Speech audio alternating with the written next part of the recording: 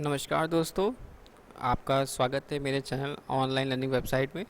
दोस्तों, हम लोग आज स्टडी आउट करेंगे ट्यूशन की सामान्य ज्ञान के इम्पॉर्टेंट क्वेश्चंस और उसके रिलेटेड कंटेंट्स के बारे में, जिनको हम लोग स्टडी आउट करेंगे।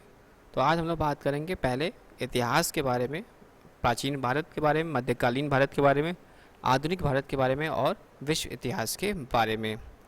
तो दोस्तों शुरुआत करते हैं। दोस्तों, तो इतिहास की बात करते हैं तो भारत का इतिहास उत्तर में हिमालय से लेकर दक्षिण में समुद्र तक फैला है या उपमहाद्वीप भारतवर्ष के नाम से ज्ञात है। जैसे महाभारत काव्य तथा पुराणों में भारतवर्ष अर्थात भारत का देश तथा यहाँ के निवासियों को भारतीय अर्थात भारत का संतान कहा गया है। यूनानियों ने भारत को इंडिया तथा मध्यकालीन मुस्लिम इतिहासकारों ने हिंद अथवा हिंदुस्तान के नाम से संबोधित किया गया है। भारतीय इतिहास का अध्ययन की सुविधा के लिए 3 भागों में बांटा गया है: प्राचीन भारत, मध्यकालीन भारत एवं आधुनिक भारत। प्राचीन भारत, प्राचीन भारतीय इतिहास के स्रोत। प्राचीन भारतीय इतिहास के विषय में जानकारी मुख्यतः 4 स्रोतों में प्राप्त होती है: धर्म ग्रंथ, ऐतिहासिक ग्रंथ, विदेशियों का विवरण, पुरातत्व संबंधी साक्ष्य, धर्म ग्रंथ एवं ऐतिहासिक ग्रंथ से मिलने वाली महत्वपूर्ण जानकारी। भारत का सर्वप्राचीन धर्म ग्रंथ वेद है, जिसके संकलन महर्षि कृष्ण देवव्यापन वेदव्यास के नाम माना जाता है। वेद 4 प्रकार के होते हैं: ऋग्वेद, यजुर्वेद, सामवेद एवं अर्थवेद। ऋग्वेद रचनाओं के क्रमबद्ध ज्ञान के संग्रह को ऋग्वेद कहा जाता है। इसमें 10 मंडल और 1028 सूक्त एवं 10,462 रचनाएं हैं। इस वेद के रचनाओं को पढ़ने वाले ऋषि को होतु कहते हैं। इस वेद से आर्य के राजनीतिक प्रणाली एवं इतिहास के बारे में जानकारी मिलती है।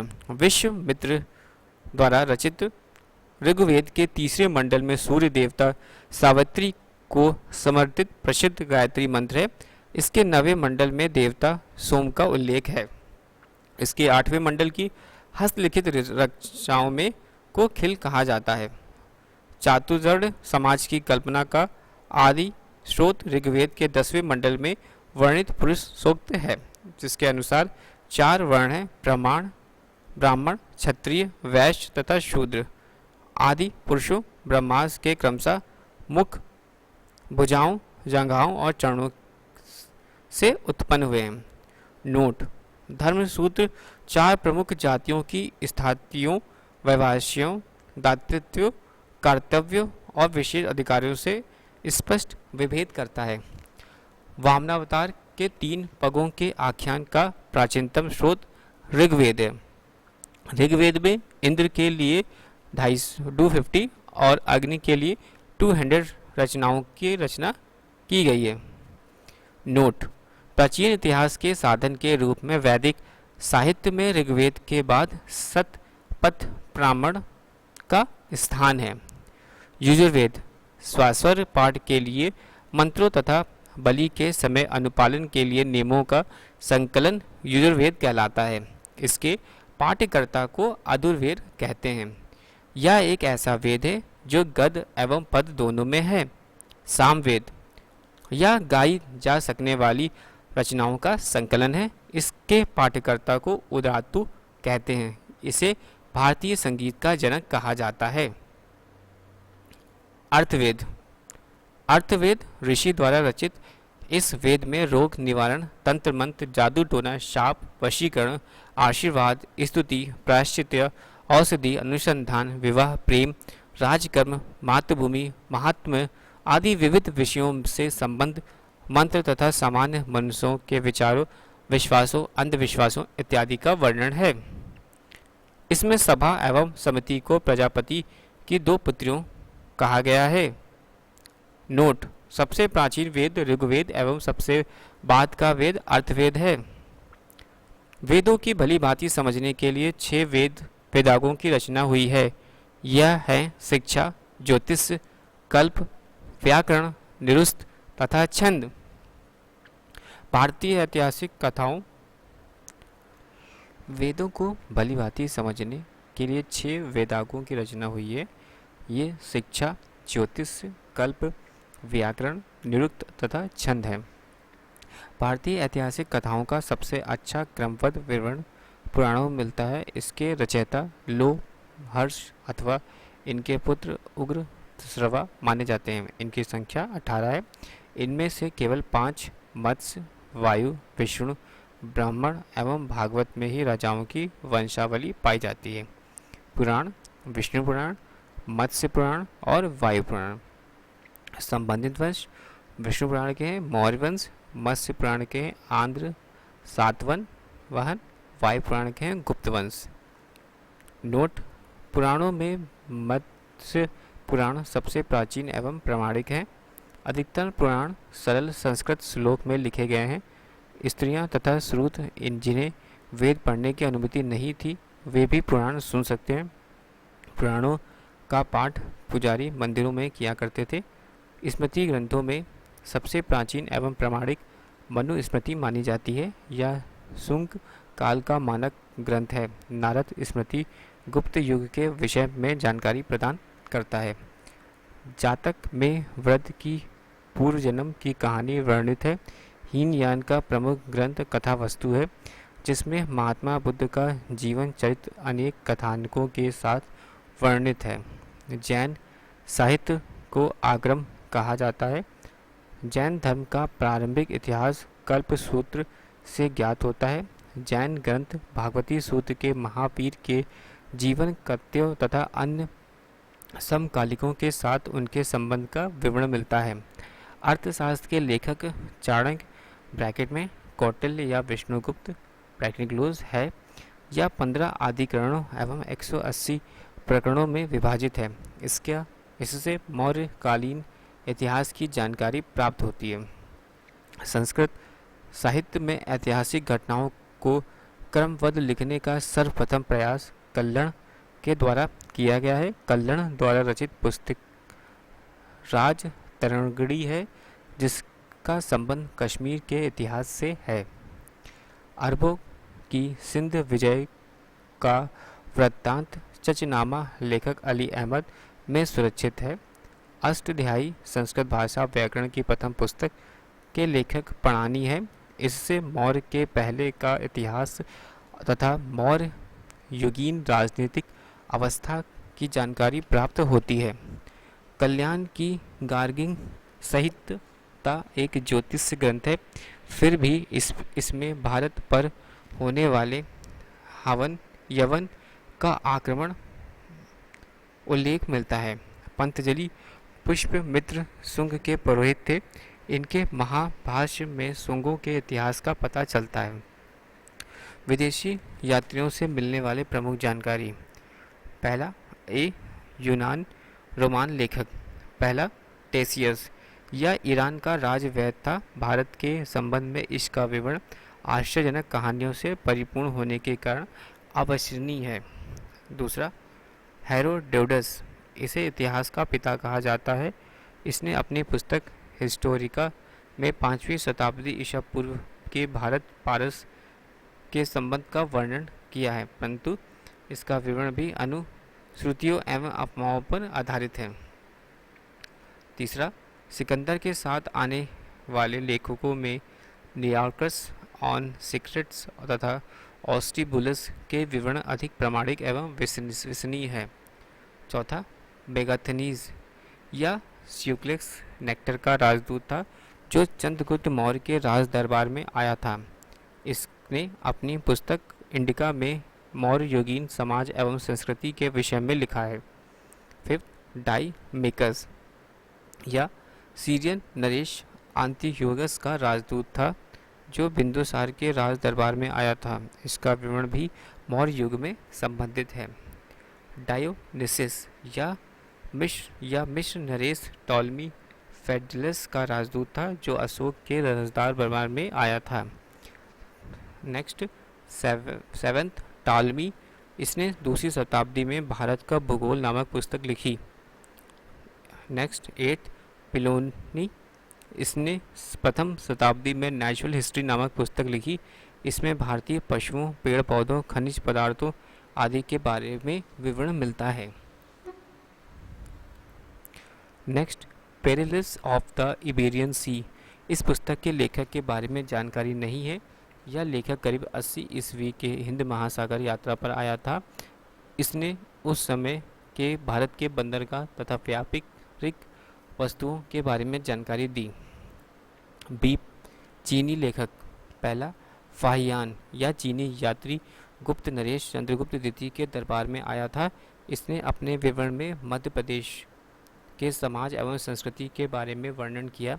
इसने मध्य प्रदेश की जनता को सुखी एवं समृद्ध बताया है। सेकंड, संयुग्न यह 518 ईस्वी में भारत आया था। इसने अपने 3 वर्षों का यात्रा में बौद्ध धर्म की प्राप्ति एकत्रित की। तीसरा, हुस्न-सॉन्ग यह हर्षवर्धन के शासनकाल में भारत आया था। हुस्न-सॉन्ग 629 ईस्वी में चीन से भारतवर्ष के लिए प्रस्थान किया और लगभग 1 वर्ष की यात्रा के बाद सर्वप्रथम वह भारतीय राज्य कपिसा पहुंचा। भारत के 15 वर्षों तक ठहरकर 645 ईस्वी में चीन लौट गया। यह बिहार में नालंदा जिला स्थित नालंदा विश्वविद्यालय में अध्ययन करने तथा भारत से बौद्ध ग्रंथों को एकत्र कर ले जाने के लिए आया था। इसका भ्रमण वृत्तांत सीयूस्की के नाम से प्रसिद्ध है, जिसमें 138 देशों का विवरण मिलता है। इसने हर्षकालीन समाज, धर्म तथा राजनीति के बारे में वर्णन किया। इसके अनुसार सिंध का राजा श्रुद था। नोट, हुसैन सॉन्ग के अध्ययन के समय नालंदा विश्वविद्यालय के कुलपति आचार्य शीलभद्र थे। फोर्थ, इत्संग यह 7वीं शताब्दी के अंत में भारत आया। इसने अपने विवरण में नालंदा विश्वविद्यालय, विक्रमशिला विश्वविद्यालय तथा अपने समय के भारत का वर्णन किया। सी अरबी लेखक। फर्स्ट, अल-बरूनी यह मोहम्मद गजनवी के साथ भारत आया था। अरबी में लिखी हुई उसकी कृति किताब उल हिंद या तहकीक-ए-हिंद आज भी इतिहासकारों के लिए महत्वपूर्ण स्रोत है। इसमें राजपूत कालीन समाज, धर्म, रीति रिवाज, राजनीति आदि पर सुंदर प्रकाश डाला है। डी अन्य लेखक। पहला, तारानाथ यह एक तिब्बती लेखक था। इसने कंग्यूर तथा तयुंगर नामक ग्रंथ की रचना की। इसने इनसे भारतीय इतिहास के बारे में जानकारी मिलती है। सेकंड, मार्को पोलो यह 13वीं शताब्दी के अंत में पांड्य देश की यात्रा पर आया था। इसका विवरण पांड्य इतिहास के अध्ययन के लिए उपयोगी है। पुरातत्व संबंधी साक्ष्य में मिलने वाली जानकारी। सन 1400 ईस्वी पूर्व के अभिलेख बोगाज कोई ये ब्रैकेट में एशिया माइनर से वैदिक देवता मित्र वरुण, इंद्र और नाथ्स ब्रैकेट में अश्विनी कुमार के नाम से मिलते हैं। मध्य भारत में भागवत धर्म विकसित होने का प्रमाण यवन राजदूत होलियोडोरस के वेस नगर ब्रैकेट में विदिशा गुण स्तंभ लेखक महत्वपूर्ण अभिलेख से प्राप्त होता है। सर्वप्रथम भारतवर्ष का जिक्र हाथी गुम्फा अभिलेख में है। सर्वप्रथम दुर्भिक्ष की जानकारी देने वाला अभिलेख सोहगौरा अभिलेख है। सर्वप्रथम भारत पर होने वाले हूण आक्रमण की जानकारी भीतरी स्तंभ लेख से प्राप्त होती है। सती प्रथा का पहला लिखित साक्ष्य एरण अभिलेख शासक भानु प्रगुप्त से प्राप्त होता है। रेशम बुनकर की श्रेणियों में जानकारी मद सौर अभिलेख से प्राप्त होती है। अभिलेख और शासक। हाथी गुफ अभिलेख ब्रैकेट में तिथि रहित अभिलेख किस शासक के द्वारा था? कलिंग राज खागिल। जूनागढ़ रुद्र दामन। नशिक अभिलेख गौतमी बलश्री। प्रयाग स्तंभ लेख समुद्रगुप्त। एलोहल अभिलेख पुल कोशिन सेकंड। मंदसौर अभिलेख मालवा नरेश यशोधर्मन। ग्वालियर अभिलेख प्रतिहार नरेश भोज। भीतरी एवं जूनागढ़ अभिलेख सिस्कंदगुप्त। देवपाड़ा अभिलेख बंगाल शासक विजयसेन। नोट, अभिलेखों का अध्ययन इपोग्राफी कहलाता है। अभिलेखों का अध्ययन इपिग्राफी कहलाता है। कश्मीरी नवपाषाणिक पुरस्थल व्रज होम में गतावश ब्रैकेट में गड्ढागर का साक्ष्य मिला। इनमें से उतरने के लिए सीढ़ियाँ होती थीं। प्राचीनतम सिक्कों का आहृत सिक्का कहा जाता है। इसी को साहित्य में काषण कहा गया है। सर्वप्रथम सिक्कों पर लेख लिखने का कार्य यवन शासकों में किया। समुद्रगुप्त की वीणा बजाती हुई मुद्रा वाले सिक्के से उसके संगीत प्रेमी होने का प्रमाण मिलता है। आरिकिमेडू यानी ब्रैकेट में पुदुचेरी के निकट से रोमन सिक्के प्राप्त हुए। सेकंड, प्रागैतिहासिक काल। जिस काल में मनुष्य ने घटनाओं का कोई लिखित विवरण उद्धृत नहीं किया उसे प्रागैतिहासिक काल कहते हैं। मानव विकास के उस काल को इतिहास कहा जाता है जिसका विवरण लिखित रूप में उपलब्ध है। आद्यवैतिहासिक काल उसे काल को कहते हैं जिस काल में लेखन कला के प्रचलन के बाद उपलब्ध लेख पढ़े नहीं जा सके। ज्ञानी मानव या होमोस्पेसिस का प्रवेश इस धरती पर आज से लगभग 30 या 40 हजार वर्ष पूर्व हुआ। पूर्व पाषाण युग के मानव की जीविका का मुख्य आधार शिकार। आग का आविष्कार पूरा पाषाण काल में एवं पहिए का नव पाषाण काल में हुआ। मनुष्य में स्थायी निवास की प्रवृत्ति नव पाषाण काल में हुई तथा उसने सबसे पहले कुत्ता को पालतू बनाया। मनुष्य ने सर्वप्रथम तांबा धातु का प्रयोग किया तथा उसके द्वारा बनाया जाने वाला प्रथम औजार कुल्हाड़ी यानी प्राप्ति स्थल अपति प्रंकम था। कृषि का आविष्कार नवपाषाण काल में हुआ। प्रागैतिहासिक अन्न उत्पादक स्थल मेहरगढ़ पश्चिम बलूचिस्तान में स्थित है।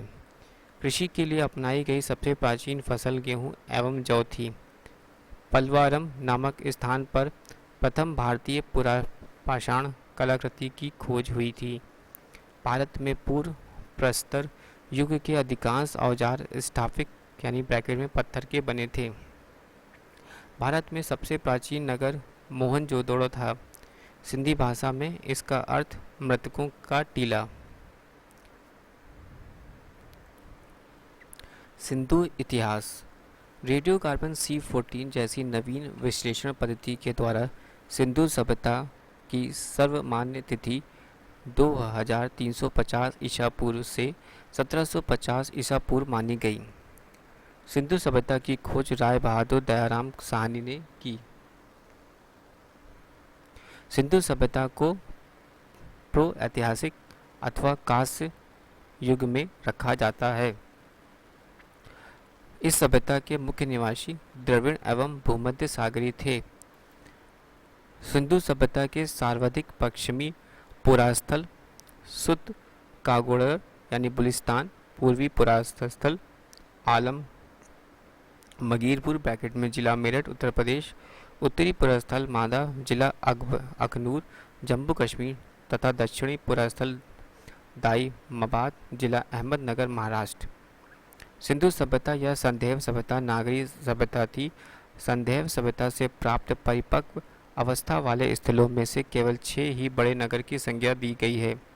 यह मोहनजोदड़ो, हड़प्पा, गढ़वारीवाला, धोलावरी, राखीगढ़ी एवं कालीबंगन है। स्वतंत्रता प्राप्ति पश्चात हड़प्पा संस्कृति के सर्वाधिक स्थल गुजरात में खोजे गए। लोथल एवं सूतकोतवदा सिंधु सभ्यता का बंदरगाह था। जुते हुए खेत और नक्शा से दर ईंटों का प्रयोग साक्ष्य कालीबंगन से प्राप्त हुआ।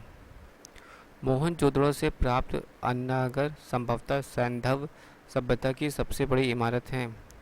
मोहनजोदड़ो से प्राप्त बृहत स्नानघर एक प्रमुख स्मारक है जिसके मध्य स्थित स्नान कुंड 11.88 मीटर लंबा है, 7.01 मीटर चौड़ा एवं 2.43 मीटर गहरा है। अग्निकुंड लोथल एवं कालीबंगन से प्राप्त हुए हैं। मोहनजोदड़ो से प्राप्त एक सील पर 3 मुख वाले देवता की मूर्ति मिली है। उनके चारों ओर हाथी, गेंडा, चीता एवं भैंसा विराजमान है। मोहनजोदड़ो से नर्तकी की एक कांस्य मूर्ति मिली है। हड़प्पा की मोहरों पर सबसे अधिक एक श्रृंगी पशु का अंकन मिलता है। मन के बनाने के कारखाने लोथल एवं चूनोदड़ो से मिले हैं।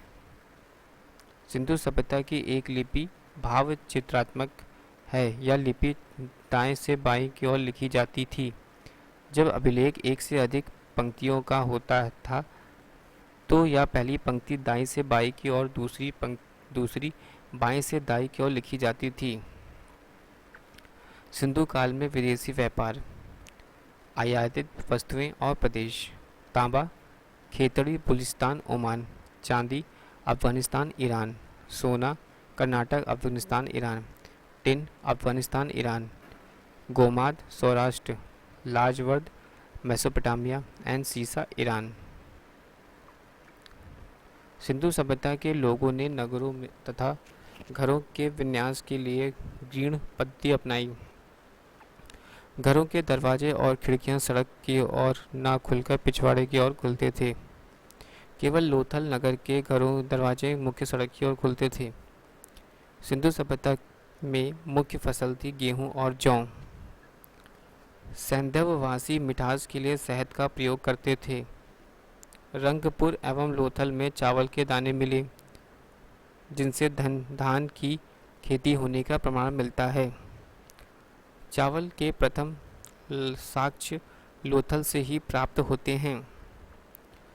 सुर कोत तथा कालीमंगन एवं लोथल के सैंधवकालीन घोड़े के अस्थिपंजर मिले हैं।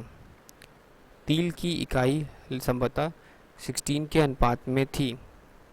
सैंधव सभ्यता के लोग यातायात के लिए 2 पहियों एवं 4 पहियों वाली बैलगाड़ी या भैंसा गाड़ी का उपयोग करते थे। मेसोपोटामिया के अभिलेखों में वर्णित मूल शब्द का अभिप्राय सिंधु सभ्यता से ही है। संभवतः हड़प्पा संस्कृति का शासन वणिक वर्ग हाथों में था।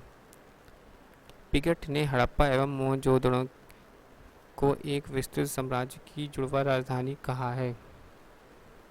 सिंधु सभ्यता के लोग धरती की उर्वरता की देवी मानकर उनकी पूजा किया करते थे। वृक्ष पूजा एवं शिव पूजा का प्रचलन के साथ ही सिंधु सभ्यता से मिलते हैं। स्वास्तिक चिन्ह संभवतः हड़प्पा सभ्यता की देन है। इस चिन्ह में सूर्य उपासना का अनुमान लगाया जाता है। सिंधु घाटी के नगरों में किसी भी मंदिर के अवशेष नहीं मिले हैं। सिंधु सभ्यता में मातृ देवी की उपासना सार्वजनिक प्रचलित थी। पशुओं में कुबड़ वाला सांड इस सभ्यता के लोगों की विशेष पूजनीय था।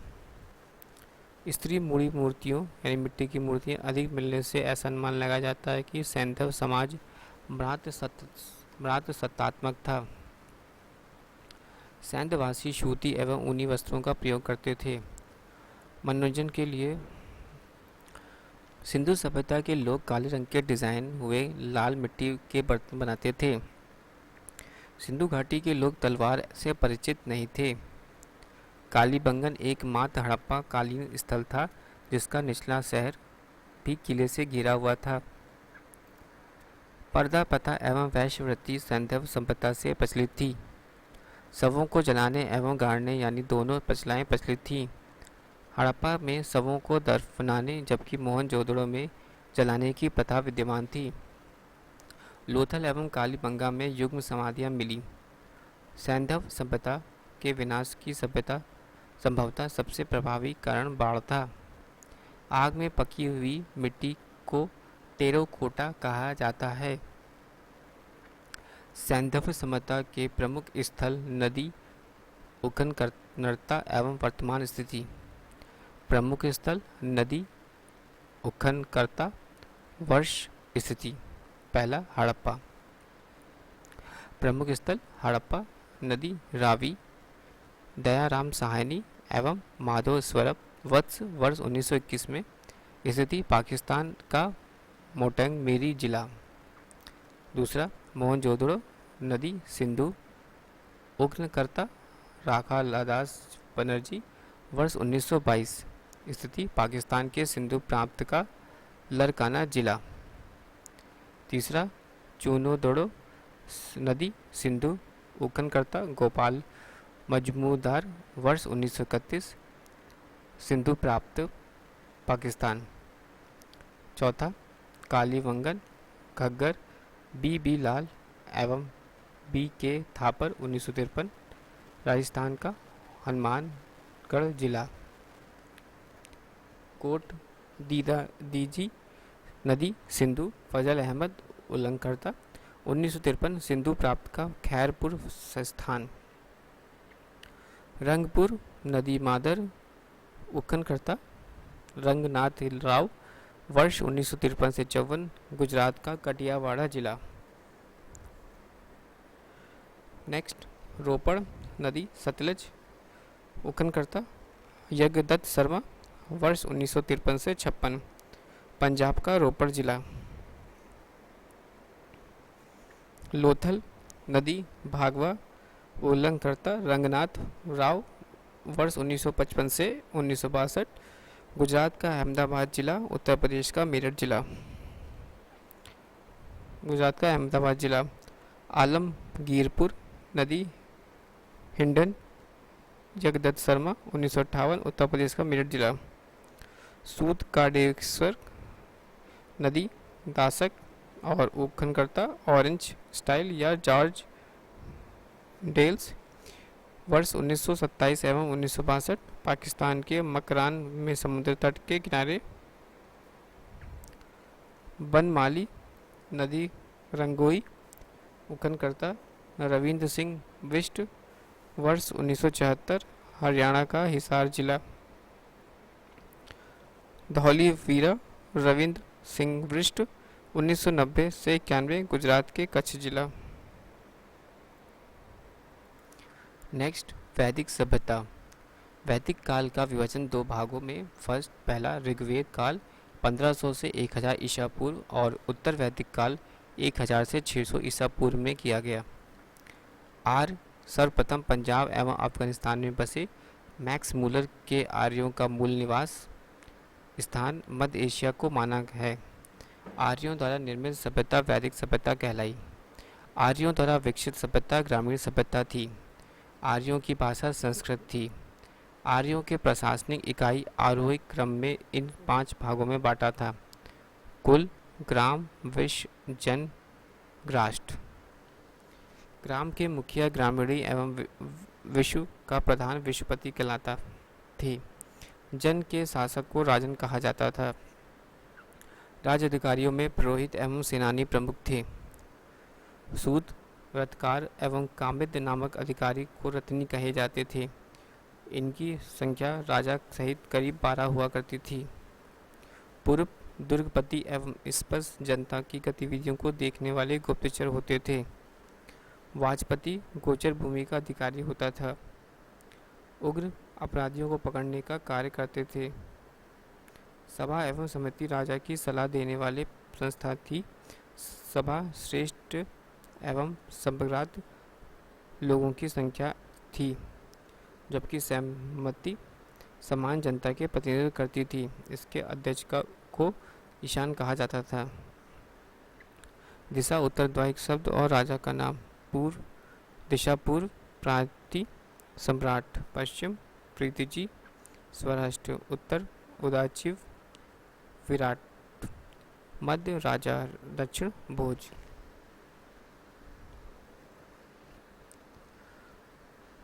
सभा एवं समिति को राजा युद्ध में कबीलों का नेतृत्व राजा करता था। युद्ध के लिए गाविष्ट शब्द का प्रयोग किया गया है, जिसका अर्थ गायों की खोज। दशराज युद्ध का उल्लेख ऋग्वेद के 7वें मंडल में है। यह युद्ध पुरुषवड़ी नदी के तट पर सुदास एवं 10 जनों के बीच लड़ा गया था, जिसमें सुदास विजयी हुआ। ऋग्वैदिक समाज 4 वर्णों में विभक्त था। यह वर्ण थे ब्राह्मण, क्षत्रिय, वैश्य और शूद्र। यह विभाजन व्यवसाय पर आधारित था। ऋग्वेद के 10वें मंडल के पुरुष युक्त में चतुर्वर्णों का उल्लेख मिलता है। इसमें कहा गया है कि ब्राह्मण परम पुरुष के मुख से, क्षत्रिय उनकी भुजाओं से, वैश्य उनकी जांघों एवं शूद्र के पैरों पर उत्पन्न हुए हैं। आर्यों का समाज पितृ प्रधान था। समाज में इन सबसे छोटी इकाई परिवार या कुल की थी, जिसका मुखिया पिता होता था, जिसे कुलप कहा जाता था। स्त्रियां इस काल में पति के साथ यज्ञ कार्य में भाग लेती थी। बाल विवाह एवं प्रथा पर्दा प्रथा का प्रचलन नहीं था। विधवा अपने मृतक पति के छोटे भाई से विवाह कर सकती थी। उपनिषदों की कुल संख्या 108, महापुराणों की संख्या 118, महापुराणों की संख्या 18 और वेदांत की संख्या 6। स्त्रियां शिक्षा ग्रहण करती थी। ऋग्वेद में लोपामुद्रा, उषा, सिकता, अपाला एवं विश्वास जैसी विदुषी स्त्रियों का वर्णन है। जीवन पर अभावित रहने वाली महिलाओं को अमाजू कहा जाता था। आर्यों का मुख्य पेय पदार्थ सोमरस था या वनस्पति से बनाया जाता था। आर्य मुख्यतः 3 प्रकार के वस्त्रों का उपयोग करते थे: वास, अधिवास और उष्णीय। अंदर पहनने वाले कपड़ों को नीवी कहा जाता था। आर्यों के मनोरंजन के मुख्य साधन थे संगीत, रंगदौड़, घुड़दौड़ एवं क्रोध कीड़ा। आर्यों का मुख्य व्यवसाय पशुपालन एवं कृषि था। गाय को अंधा न मारे जाने योग्य पशुओं को श्रेणी में रखा गया था। गाय की हत्या करने वाले या उसे घायल करने वालों को मृत्युदंड अथवा देश से निकालने की व्यवस्था की गई थी। आर्यों का प्रिय पशु घोड़ा एवं सर्वाधिक प्रिय देवता इंद्र थे। आर्यों द्वारा खोजी गई धातु लोहा थी, जिसे श्याम आयर्स कहा जाता था। तांबे की लोहित आयुष कहा जाता था। प्रमुख लेन देन में वस्तु विनिमय की प्रणाली प्रचलित थी। ऋण देकर ब्याज लेने वाले व्यक्ति को सूदेखोर या वेकनॉट कहा जाता था। मुख्य एवं देवता के बीच मध्यस्थ की भूमिका निभाने वाले देवता के रूप में अग्नि की पूजा की जाती थी।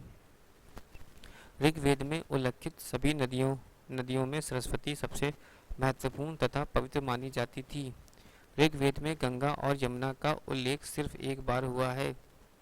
उत्तर वैदिक काल में इंद्र के स्थान पर प्रजापति सर्वाधिक प्रिय देवता हो गए थे। उत्तर वैदिक काल में राजा के राज्याभिषेक के समय राजसूय यज्ञ का अनुष्ठान किया जाता था। उत्तर वैदिक काल में वर्ण व्यवसाय के बजाय जन्म के आधार पर निर्धारित होने लगे थे। उत्तर वैदिक काल में हल को सिरा और हल रेखा को सीता कहा जाता था। उत्तर वैदिक काल में निशक और शतमान मुद्रा की इकाइयाँ थीं, लेकिन इस काल में किसी भी खास भार, आकृति तथा मूल्य के सिक्कों के चलन का कोई प्रमाण नहीं मिलता। सांख्य दर्शन भारत के सभी दर्शनों में से सबसे प्राचीन है। इसके अनुसार मूल तत्व 25 हैं, जिनमें प्रकृति पहला तत्व है। सत्यमेव जयते मुंड को उपनिषद से लिया गया है। इसी उपनिषद में यज्ञ की तुलना टूटी नाव से की गई है। गायत्री मंत्र सवित्र नामक देवता को संबोधित है, जिसका संबंध ऋग्वेद से है। उत्तर वैदिक काल में कौसंबी नगर में प्रथम बार पक्की ईंटों का प्रयोग किया गया। महाकाव्य 2 हैं, महाभारत और रामायण। महाभारत की पुराना नाम जय संहिता है। यह विश्व का सबसे बड़ा महाकाव्य है। गोत्र नामक संस्था का जन्म उत्तर वैदिक काल में हुआ। प्रमुख दर्शन एवं उसके प्रवर्तक चावक, योग दर्शन पतंजलि, सांख्य कपिल, न्याय गौतम, पूर्व मीमांसा जैमिनी, उत्तर मीमांसा वादरायण, वैश्विक कषाण या उल्लोक। ऋग्वैदिक काल की नदियाँ, प्राचीन नाम और आधुनिक नाम: कुंभ, कुरुम, कुंभा, काबुल, वितस्ता, झेलम, आस्कनी, चिनाव, पुरुषवणी, रावी, सतुदी, सतलुज, विपाशा, व्यास, सदानीरा, गंडक, दस्तदली, गंगर, गोमती, गोमल, स्वस्तु, स्वात। ऋग्वैदिक काल में देवता और संबंध: इंद्र युद्ध के नेता एवं वर्षा के देवता, अग्नि देवता एवं मनुष्य के बीच मध्यस्थ, वरुण पृथ्वी एवं सूर्य के निर्माता, समुद्र का देवता, विश्व के नियामक एवं शासक, सत्य का प्रतीक, ऋतु परिवर्तन एवं दिन रात का कर्ता, घू आकाश के देवता सबसे प्राचीन। सोम वनस्पति देवता। उषा प्रगति एवं उद्यान देवता। अश्विन विपत्तियों को हरने वाले देवता। भूषण पशुओं का देवता। विष्णु विश्व के संरक्षण एवं पालन करता। मूरत आंधी तूफान का देवता।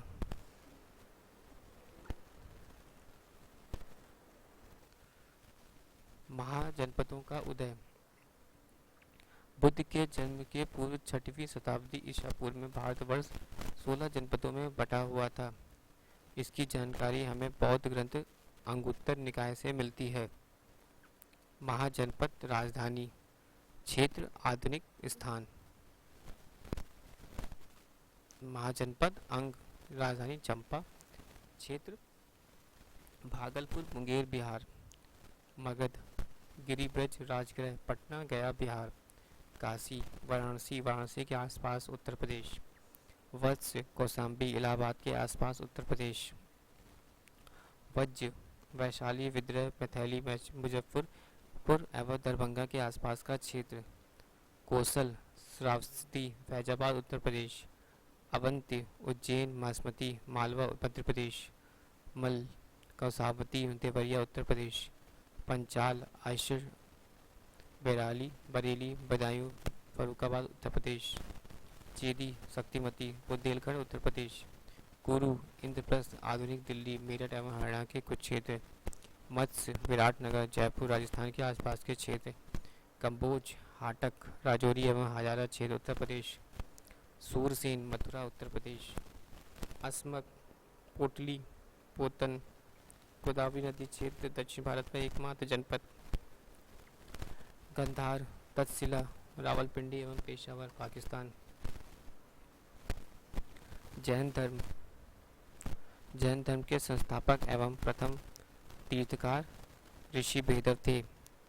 जैन धर्म के 23वें तीर्थकार पार्श्वनाथ थे, जो काशी के इच्छावक वंशीय राजा अश्वसेन के पुत्र थे।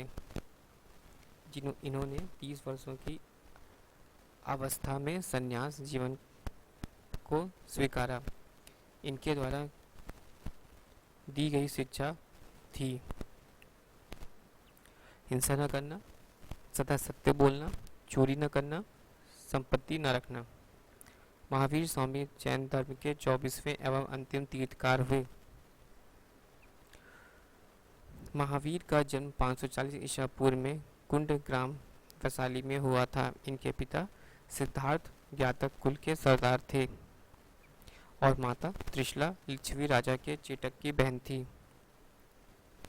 महावीर की पत्नी का नाम यशोदा एवं पुत्र का नाम अन्नोजा प्रियदर्शनी था।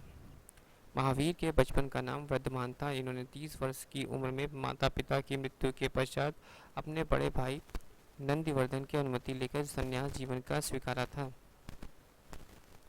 12 वर्षों की कठिन तपस्या के बाद महावीर को जम्बृक के समीप ऋजुपालिका नदी के तट पर साल वृक्ष के नीचे तपस्या करते हुए संपूर्ण ज्ञान का बोध हुआ।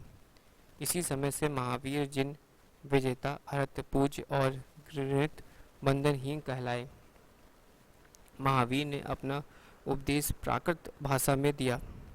महावीर के प्रथम अनुयायी उनके दामाद जामिल बने। प्रथम जैन भिक्षुणी नरेश दधिवाहन की पुत्री चंपा थी। महावीर ने अपने शिष्यों को 11 गणधारणों में विभाजित किया था।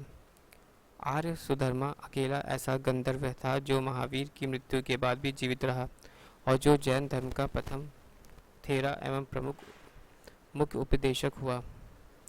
लगभग 300 ईसा पूर्व में मगध के 12 वर्षों का भीषण अकाल पड़ा, जिसके कारण ब्रजबाहु अपने शिष्यों सहित कर्नाटक चले गए, किंतु कुछ अनुयायी स्थूल व्रत के साथ मगध ही रुके रहे गए। ब्रजबाहु के पास लौटने पर मगध के साधुओं से उनका गहरा मतभेद हो गया, जिसके परिणाम स्वरूप जैन मत श्वेतांबर और दिगंबर नामक 2 संप्रदायों में बढ़ गया। स्थूल व्रत के शिष्यों श्वेतांबर यानी श्वेत वस्त्र धारण करने वाले और ब्रजबाहु के शिष्य दिगंबर यानी नग्न रहने वाले कहलाते हैं। जैन धर्म के त्रिरत्न हैं: संपर्क दर्शन, संपर्क ज्ञान, संपर्क आचरण। प्रमुख जैन तीर्थकार और उनके प्रतीक चिन्ह।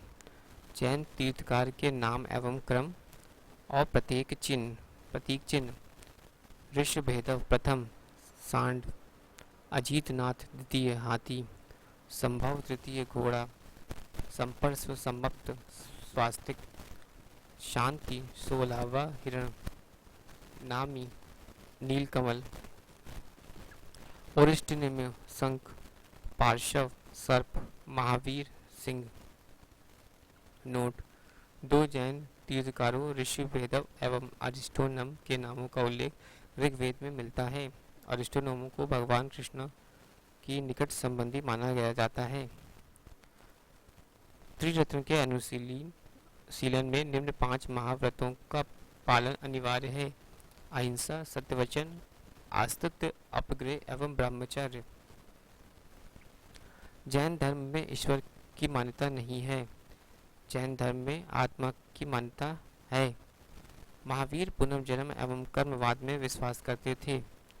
जैन धर्म के सप्तभंगी ज्ञान के अन्य नाम इस्यादवाद और अनेकतावाद हैं। जैन धर्म में अपने आध्यात्मिक विचारों का सांख्य दर्शन से ग्रहण किया।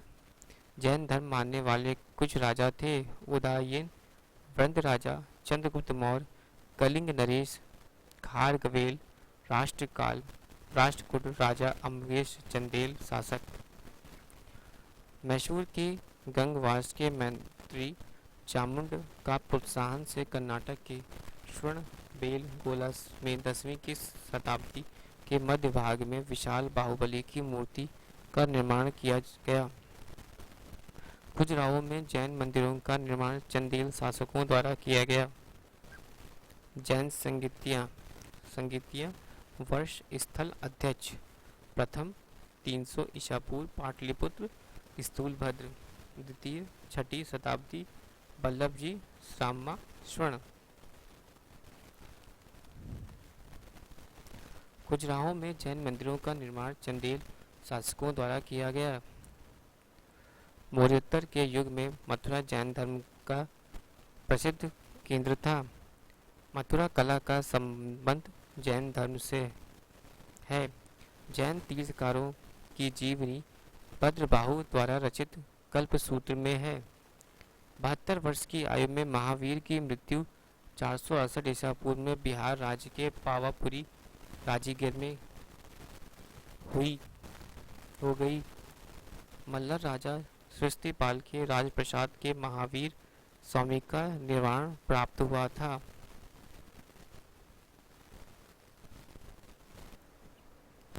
बौद्ध धर्म के संस्थापक गौतम बुद्ध थे। इन्हें एशिया का ज्योति पुंज या लाइट ऑफ एशिया कहा जाता है।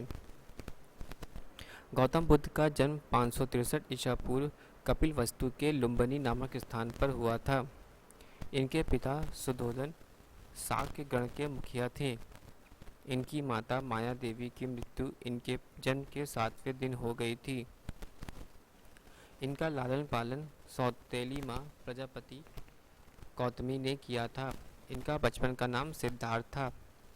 गौतम बुद्ध का विवाह 16 वर्ष की अवस्था में यशोधरा के साथ हुआ। इनके पुत्र का नाम राहुल था। सिद्धार्थ जब कपिलवस्तु की सैर पर निकले तो उन्होंने निम्न 4 दृश्यों को क्रमशः देखा: बूढ़ा व्यक्ति, एक बीमार व्यक्ति, शव और एक सन्यासी। सांसारिक समस्याओं से व्यवस्थित होकर सिद्धार्थ ने 29 वर्ष की अवस्था में गृह त्याग किया, जिसे बौद्ध धर्म के महाविनिष्मक कहा गया। गृह त्याग करने के बाद सिद्धार्थ ब्रैकेट में बुद्ध ने वैशाली आलरगम से सांख्य दर्शन की शिक्षा ग्रहण की। अलार कलाम सिद्धार्थ के प्रथम गुरु हुए। अलार कलाम के बाद सिद्धार्थ के राजगीर के रुद्र करामपुप्त से शिक्षा ग्रहण की। बुद्ध के जीवन से संबंधित बौद्ध धर्म के प्रतीक: घटना प्रतीक, जन्म कमल एवं सांड। घटना गृह त्याग घोड़ा। घटना ज्ञान प्रतीक पीपल। निवाण, पद चिन्ह, घटना मृत्यु, स्तूप। उर्वेला के सिद्धांत को कौंडिन्य, बसपा, भादिया, महानामा एवं आसकी नामक 5 साधक मिले। बिना अन्न जल ग्रहण किए 6 वर्ष की कठिन तपस्या के बाद 35 वर्ष की आयु में वैशाख की पूर्णिमा की रात निर्जना फुल्गु नदी के किनारे पीपल वृक्ष के नीचे सिद्धार्थ को ज्ञान प्राप्त हुआ। ज्ञान प्राप्ति के बाद सिद्धार्थ बुद्ध के नाम से जाने गए। वह स्थान बोध गया कहलाया। बुद्ध ने अपने प्रथम उपदेश सारनाथ में दिया, जिसे बौद्ध ग्रंथों का धर्म चक्र प्रवर्तन कहा गया। बुद्ध ने अपने उपदेश जन साधारण की भाषा पाली में दिए। बुद्ध ने अपने उपदेश कौशल, वैशाली, कौशाम्बी एवं अन्य राज्यों में दिए। बुद्ध ने अपने सर्वाधिक उपदेश कौशल देश की राजधानी श्रावस्ती में दिए। इनके प्रमुख अनुयायी शासक विक्रमसार, प्रसेनजित और उदयन। बुद्ध की मृत्यु 80 वर्ष की अवस्था में 483 ईसा पूर्व कुशीनगर, नारा देवरिया, उत्तर प्रदेश में चुन द्वारा अर्पित भोजन करने के बाद हो गई, जिसे बौद्ध धर्म में महापरिनिर्वाण कहा गया। मल्लों के अंत सम्मान पूर्वक बौद्ध का अंत्येष्टि संस्कार किया। एक अनुश्रुति के अनुसार मृत्यु के बाद बुद्ध के शरीर के अवशेषों को 8 भागों में बांटकर उन पर 8 स्तूपों का निर्माण कराया गया। बुद्ध के जन्म एवं मृत्यु की तिथि को चीनी परंपरा कोटिन के अभिलेख के आधार पर निश्चित किया गया। बौद्ध धर्म के बारे में हमें विशुद्ध ज्ञान पाली त्रिपिटक से प्राप्त होता है। बौद्ध धर्म मूलतः अनिस्वरवादी, इसमें आत्मा की परिकल्पना भी नहीं है। बौद्ध धर्म में पुनर्जन्म की मान्यता है।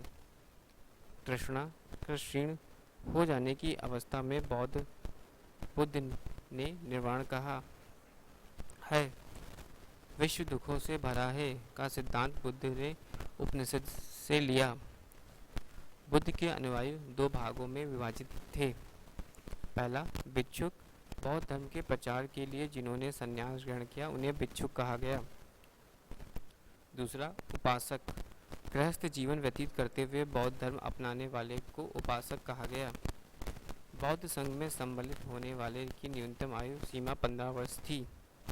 बौद्ध संघ में प्रविष्ट होने को उपसंपदा कहा जाता था। बौद्ध धर्म के त्रिरत्न थे, बुद्ध धर्म एवं संघ। बौद्ध सभाएं, सभा, समय, स्थान, अध्यक्ष और शासनकाल।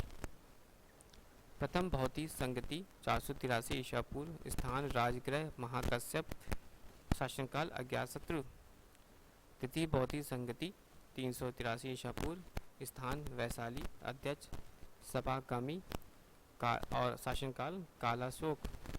तृतीय बौद्धि संगति 255 ईसा पूर्व, पाटलिपुत्र, मंगोलिप्त, तिष्य अशोक। चतुर्थ बौद्धि संगति ईसा की प्रथम शताब्दी, कुंडलवन, पशुमित्र, आवशोक, कनिष्क।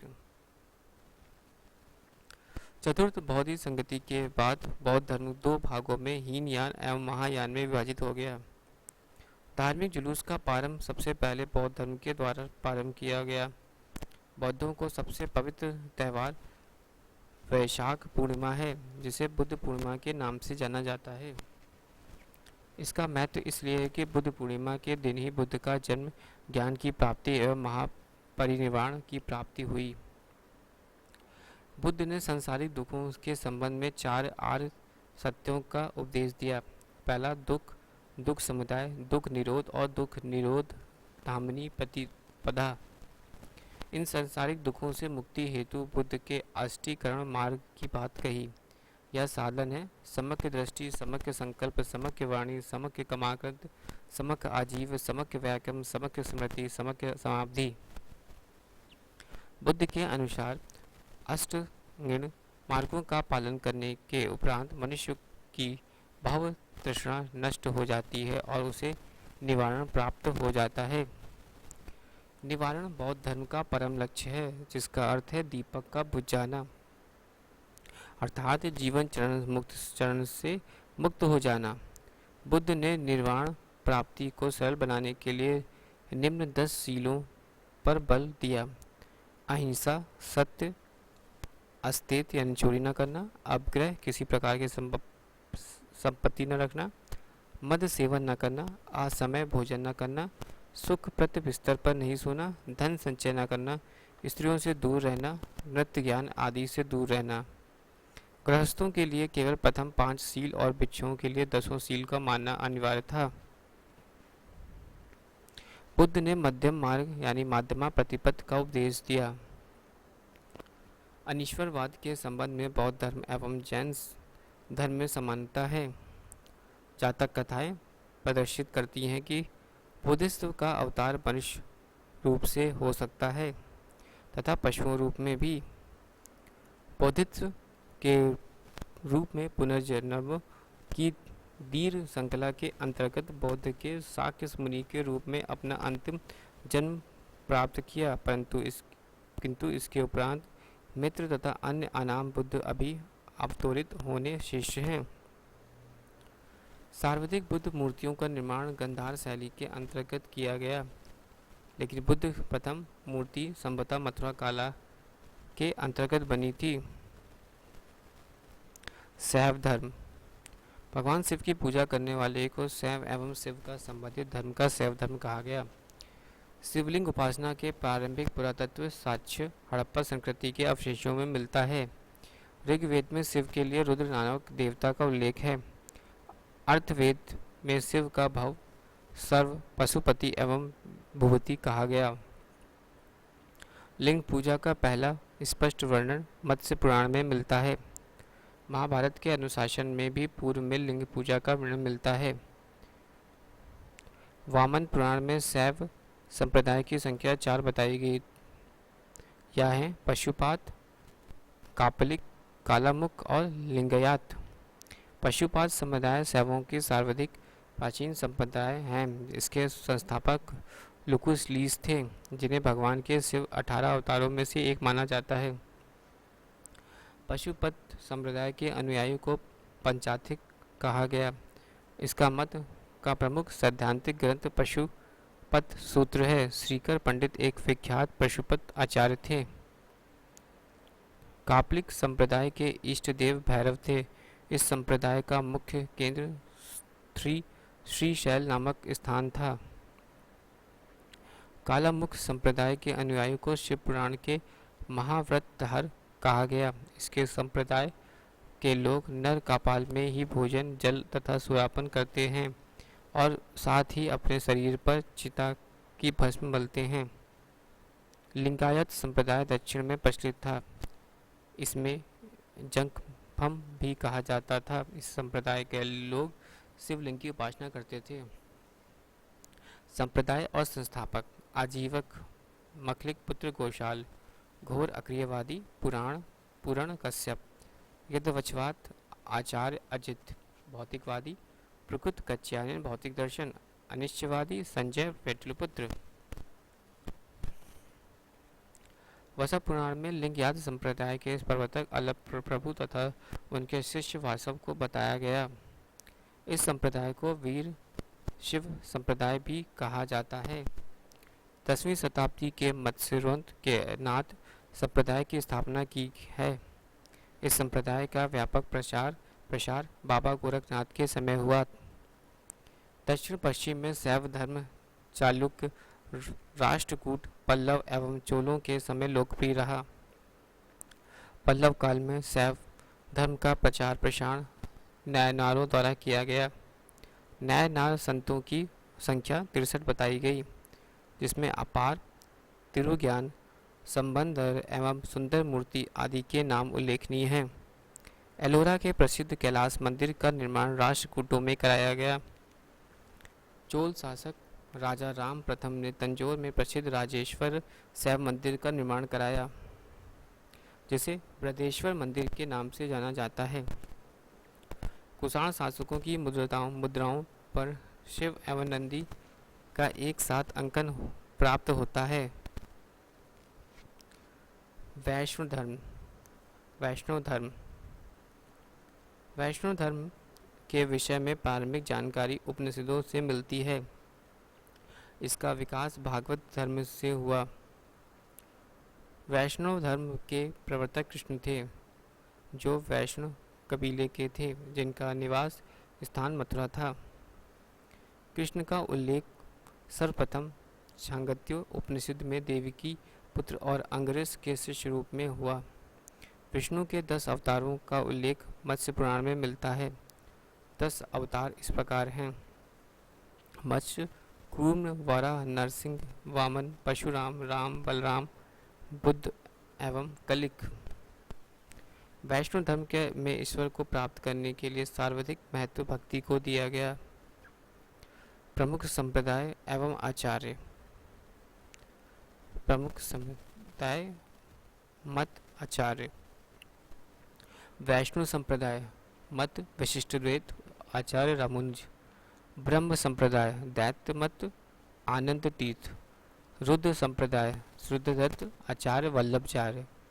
शनक संप्रदाय दैत्ययत, आचार्य निर्भाग। प्रमुख संप्रदाय संस्थापक एवं पुस्तक। प्रमुख संप्रदाय संस्थापक एवं पुस्तक। बरकरी संस्थापक नामदेव।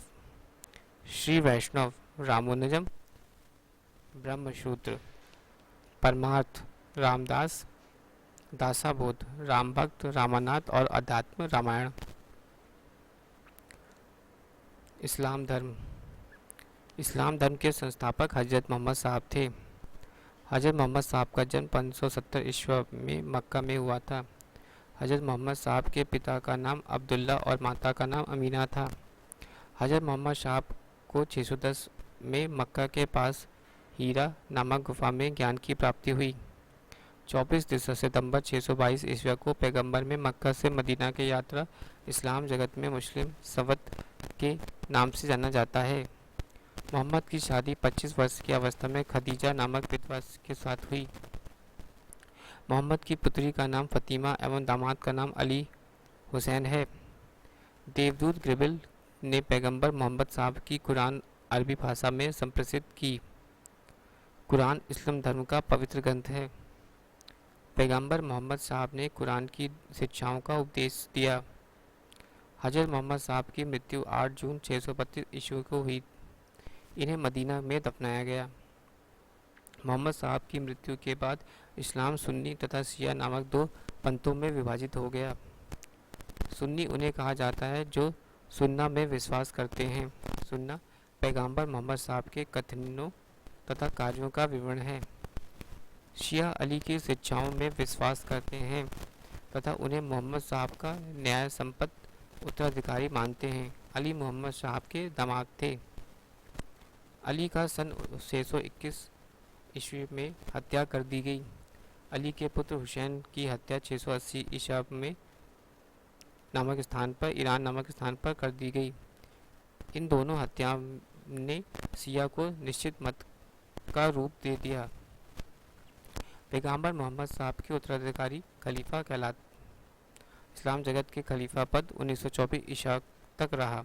1924 ईस्वी में तुर्की के शासक मुस्तफ़ा कमाल पाशा ने समाप्त कर दिया। इब्न इशाक के सर्वप्रथम पैगंबर साहब का जीवन चरित्र लिखा। मोहम्मद साहब पैगंबर के जन्मदिन पर ईद ए मिलाद इन नबी पर्व मनाया जाता है। ईसाई धर्म। ईसाई धर्म के संस्थापक ईसा मसीह। ईसाई धर्म के प्रमुख ग्रंथ बाइबल। ईसा मसीह का जन्म जेरूसलम के निकट बैतुलहम नामक स्थान पर हुआ था। ईसा का जन्म दिवस को क्रिसमस के रूप में मनाया जाता है। ईसा मसीह के माता का नाम मैरी तथा पिता का नाम जोसेफ है। ईसा ने अपने जीवन के प्रथम 30 वर्ष एक बढ़ई के रूप में बैतुलहम के निकट नाजरेत में बिताए।